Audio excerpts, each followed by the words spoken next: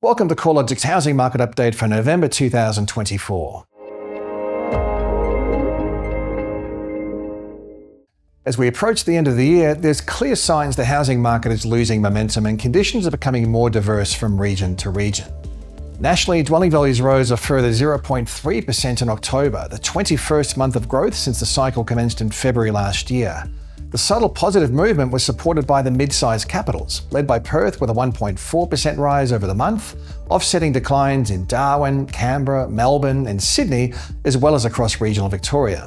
While the mid-sized capitals are still leading the charge when it comes to value growth, these markets are also losing momentum. Perth continues to lead the nation with a 1.4% rise in values over the month, but this is well down from the growth seen over the February to June period earlier in the year, when monthly gains averaged more than 2%. Adelaide values have risen by more than 1% each month since March, but conditions look to be slowing here as well, with October's 1.1% gain marking the lowest monthly rise since June. Brisbane's monthly gain of 0.7% was the lowest since July.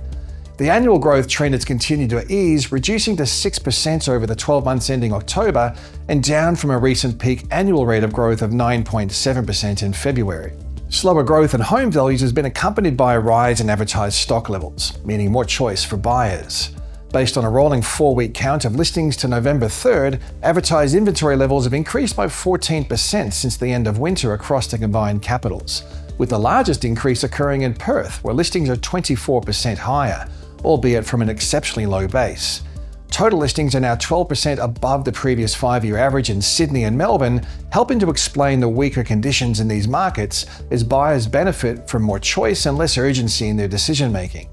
Despite the rise in listings across the mid-sized capitals, Perth, Adelaide and Brisbane are still seeing advertised stock levels more than 20% below the previous 5-year average for this time of the year.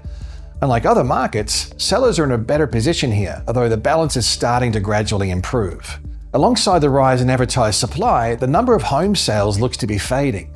Estimates for capital city sales over the 3 months ending October were down 7.5% from 3 months earlier and 1.6% lower than at the same time last year. With higher levels of advertised supply and less purchasing activity, selling conditions have loosened. Capital city auction clearance rates held below the 60% mark through most of October, while private treaty metrics are showing a subtle rise in median days on market, especially in those cities where advertised stock levels are above average. Rental growth is also slowing down. Annual rental growth has dropped to 5.8% nationally, the smallest annual rise in the National Rental Index since the 12 months ending April of 2021. The easing in rental growth is good news for inflation, with rents comprising one of the largest weights within the CPI basket.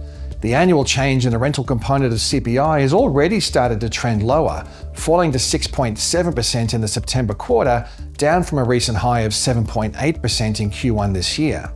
Weaker rental trends across the unit sector have weighed on rental growth, with rents slipping across the unit markets of Sydney, Melbourne, Brisbane, Hobart and Canberra over the 3 months ending October 2024. Although rental trends are easing more visibly across the unit sector, some cities have also seen a decline in house rents over the rolling quarter. Sydney house rents were down 0.1% over the rolling quarter, and in the ACT, house rents were down 0.4%. Softening rental conditions are likely symptoms of slowing net overseas migration, which peaked through the first quarter of 2023, as well as changes in household formation, as the average household size gradually increases following its pandemic shrink. The housing outlook looks a little dimmer than it did a few months ago amid rising advertised stock levels, a slowdown in purchasing activity, and a clear loss of momentum in value growth.